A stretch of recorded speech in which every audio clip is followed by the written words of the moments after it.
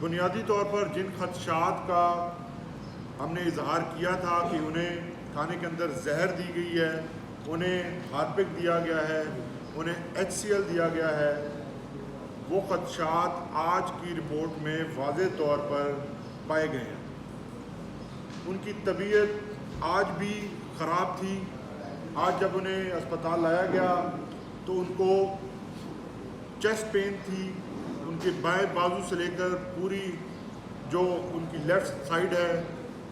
اس کے اندر انہیں تکلیف تھی، اور واضح طور پر ڈاکٹرز نے یہ تجویز کیا اور انہوں نے محسوس کیا کہ یہ دل کا مرض ہے، جس کے اوپر انہوں نے ان کی ECG کی، اور ان کے دل کا جو رائٹ بنڈل برانچ ہوتی ہے وہ بلاک ہے اس وقت، جس کے اوپر ڈاکٹرز نے ان کو میڈیسن جو ہے وہ تجویز کی ہے۔ اس کے علاوہ مینلی جو ان کا ایشو تھا، جو سمٹمز سامنے آ رہے تھے، جس دن بشرا بی بی گرفتار ہوئی اس سے پہلے وہ بالکل تندرست تھیں، انہیں کسی قسم کی کوئی بیماری نہیں تھی۔ انہیں ایکسیسو ٹریولنگ، جو کہ ہر روز انہیں عدالتوں میں جانا پڑتا تھا، لاہور سے اسلام آباد آنا پڑتا تھا، اس وجہ سے ایکسیسو ٹریولنگ کی وجہ سے بیک بون کا مائنر سا ایشو تھا، جس کی وجہ سے ایک ڈیٹ آف ہیئرنگ یا دو کے اوپر ان کی حاضری معافی کروانا پڑی، ادروائز وہ ہر ڈیٹ کے اوپر موجود رہیں۔ اس کے علاوہ انہیں کسی قسم کی کوئی بیماری نہیں تھی۔ آج ان کا BP بھی ہائی تھا، اور دل کا جو آپ کو میں نے ان کی صورتحال ہے وہ آپ کے سامنے رکھی ہے۔ ان کی اینڈوسکوپی کی گئی، اینڈوسکوپی کا جو رزلٹ ہے وہ اس وقت تک ان کی جو رپورٹس ہیں وہ ہمارے سامنے نہیں آئیں، لیکن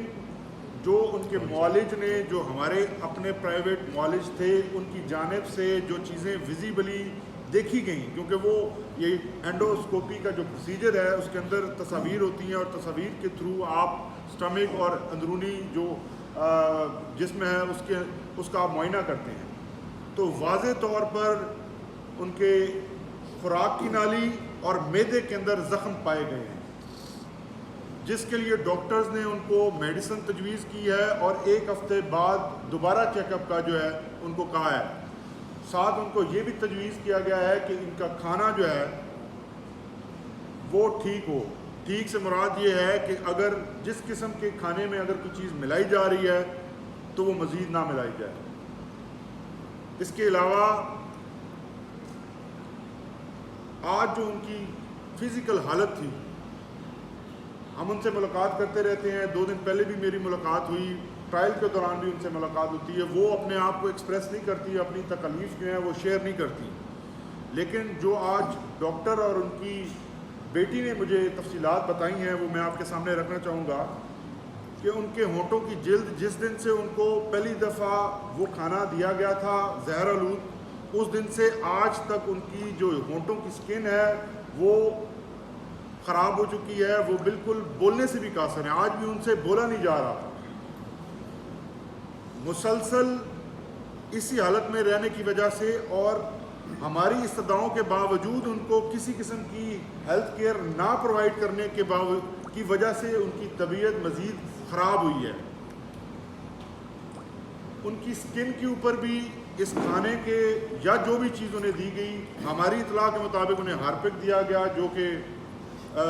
آپ کو معلوم ہے پوائزنس ہے، وہ پوائزن ہے، جس کی سب سے بڑی نشانی یہ ہے کہ ان کے معدے کے اندر جو تیزاب کی نارمل کوانٹٹی ہوتی ہے اس سے زیادہ پائی جا رہی ہے۔ تو فائنل چیزیں جو ہیں وہ جب فائنل رپورٹس آئیں گی ہمارے سامنے، اس کے اوپر آپ کے سامنے رکھی جائیں گی، لیکن یہ انیشیل ہماری طرف سے اسٹیٹمنٹ ہے جس میں کہ تمام خدشات ہمارے بالکل درست ثابت ہوئے ہیں۔ ہم اس کی مذمت کرتے ہیں، اس قسم کا رویہ سابق خاتون اول کے ساتھ رکھا جانا، اور وہ بھی ناحق جیل کے اندر، یہ صرف اور صرف اس لیے ہے کہ عمران خان صاحب کو توڑا جا سکے، ان کو پریشر میں لایا جا سکے، ان کو اپنے ایجنڈے کے اوپر لا کر منوایا جا سکے۔ انہیں جو ہر دفعہ یہ کہا جاتا ہے کہ آپ خاموش ہو جائیں اور پارٹی اور پولیٹکس سے سائڈ پہ ہو جائیں، اس پوائنٹ کے اوپر ان کو منایا جا سکے۔ تو یہ صورت حال تھی. اگر کسی کا کوئی کوشچن ہو تو پلیز. یہ السلام علیکم جی. آج کا ایجنڈا ذرا دیر ہے تھوڑا سا، آپ کے ساتھ شیئر کرتے ہیں جو چیزیں.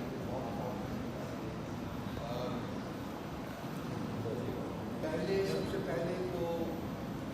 پچھلے بہت سے دنوں میں جب سے یہ بائی الیکشن کا شیڈول اناؤنس ہوا ہے، ہمارے جتنے بھی ورکرس ہیں جس علاقے میں الیکشن ہو رہا ہے، بائی الیکشن ہو رہا ہے، ان کے اوپر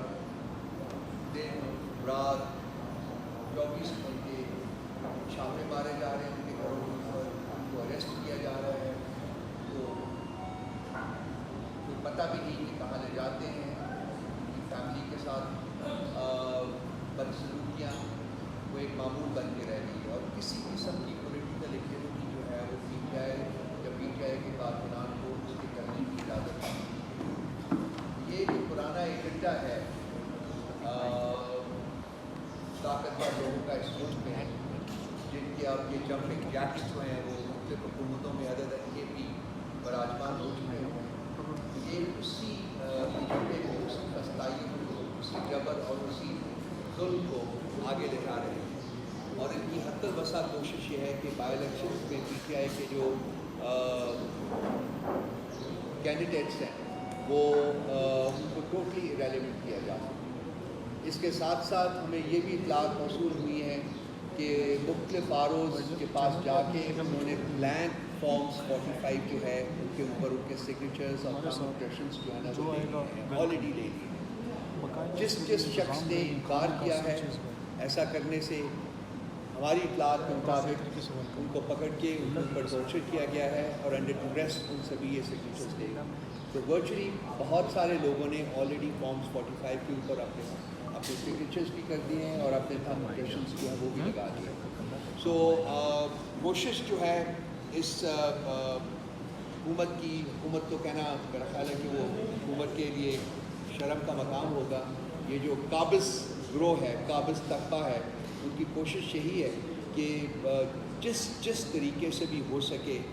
یہ پی ٹی آئی کو کسی صورت میں کوئی بھی الیکشن جو ہے وہ نہ جیتنے دیں.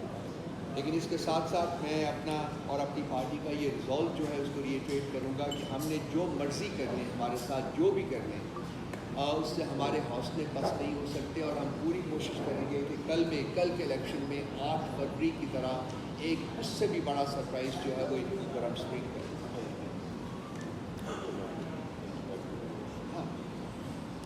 اسی کانٹیکس میں آپ نے دیکھا ہوگا کہ جیسے انہوں نے 8 فروری کو انٹرنیٹ کو بند کیا تھا، انہوں نے اب کل بھی انٹرنیٹ جو ہے وہ بند کرنے کی نوید سنا دی ہے.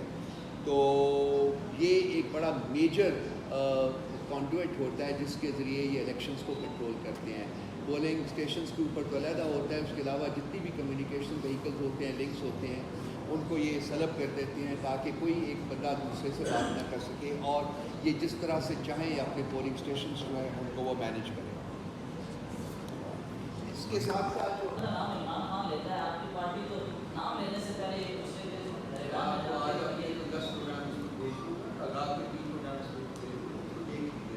تو آپ کو اپنے سوال کا جواب سب سے زیادہ اس ادارے کے رول کے بارے میں بات کر رہا ہوں. حادثہ بھی کریں اور ہم سب کو کریں، لیکن جو ادارہ نظر آتا ہے سامنے، جو ریاست کو کانسٹیچیوٹ کرتا ہے،